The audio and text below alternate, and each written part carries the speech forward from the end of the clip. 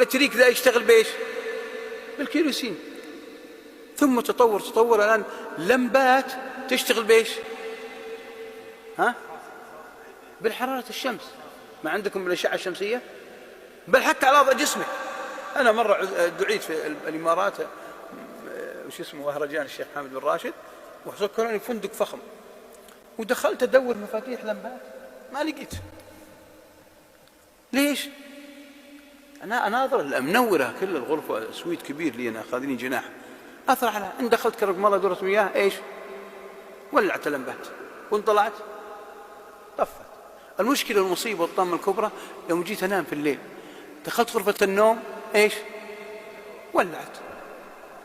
طلعت وبرقد، يا ربي أمشي بشويش تولع، أرجع قلت مالي أسوي إلا مثل فيلم كرتون.